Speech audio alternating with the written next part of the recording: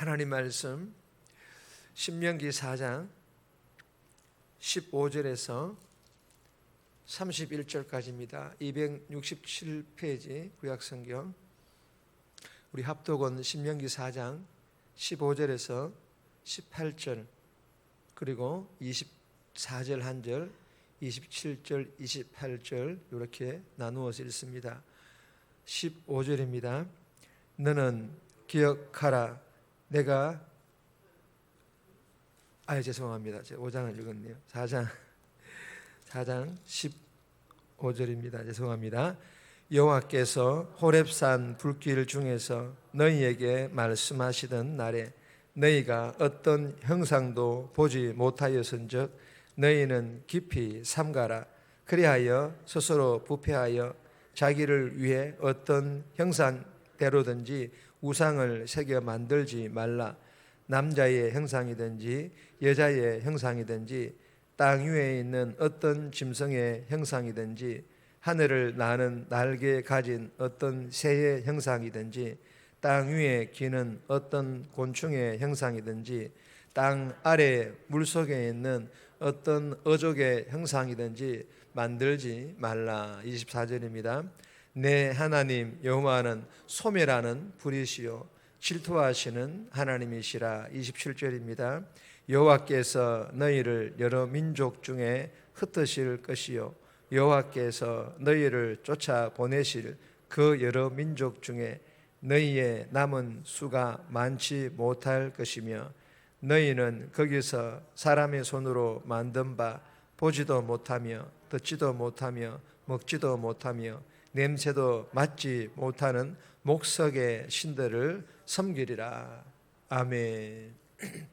오늘 본문의 제목은 우상 숭배 금지령, 우상 숭배 금지령. 오늘 본문은 말씀에 순종하라는 그 명령에 이어서 형상을 만들지 말라, 그리고 섬기지 말라, 이 경고가 주어집니다. 그리고 이스라엘 백성들이 만약에 우상을 섬기게 되면 질투하시는 하나님의 영적인 질투, 즉 하나님의 진노의 불을 경험하게 될 것이라고 경고하는 내용의 본문입니다. 오늘 이 본문을 통하여 우리에게 주시는 첫 번째 교훈입니다. 질투의 하나님. 우리 하나님은 질투의 하나님이심을 우리가 알아야 합니다. 21절에서 28절까지인데 24절 말씀 보시면 내 하나님 여호와는 소멸하는 불이시요 질투하시는 하나님이시니라. 여러분 민수기 20장 2절에서 13절까지 내용을 보면요, 이스라엘 백성들이 하나님께 불평하고 하나님의 말씀에 순종하는 무리바 사건이 나옵니다. 이 무리바 사건으로 말미암아 하나님께서는 출애굽 1세대 애굽에 종살이 하다가 이제 탈출한 출애굽한 그 출애굽 1세대와 함께, 그리고 이스라엘의 영적 지도자이죠, 이 모세 또한 약속의 땅 가나안 입성을 금지, 즉 들어가지 못하게 하셨습니다.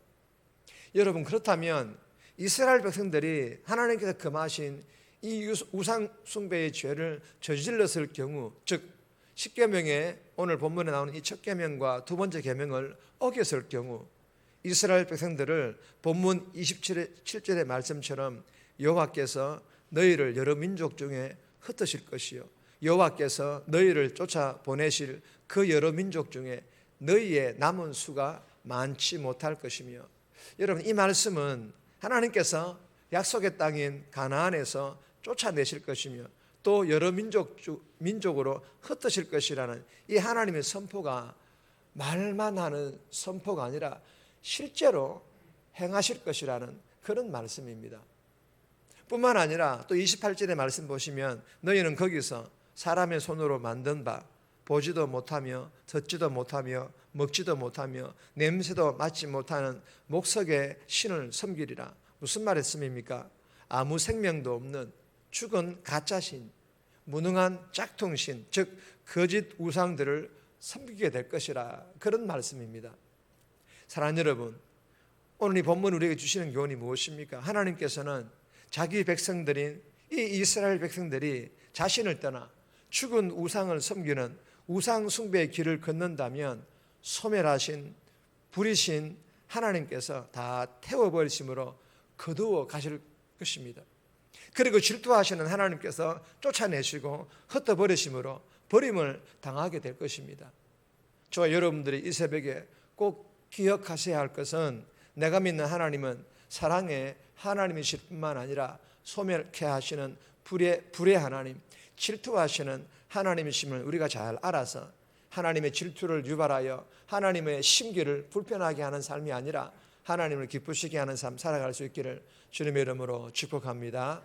두 번 주시는 교훈은 제목만 있습니다.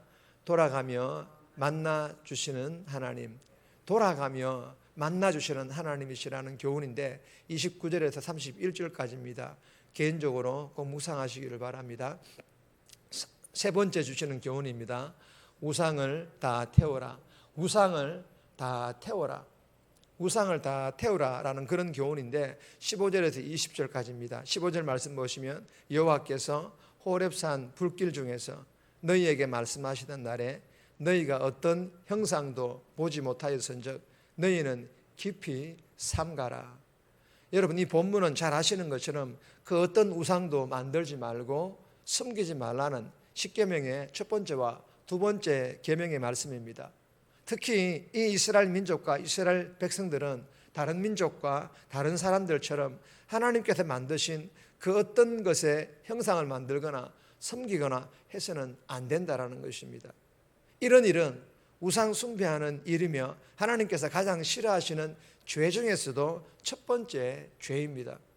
이런 우상을 만드는 죄와 우상 숭배하는 죄는 하나님을 모르는 사람들이 저지르는 죄인데 하나님께 선택받은 이 이스라엘 민족과 이스라엘 백성들이 이러한 죄를 저지르는 것은 아무리 노하기를 더디하시는 하나님이시라도 이러한 죄 앞에서는 질투하시는 하나님이라는 것을 우리가 생각을 해야 한다는 것입니다.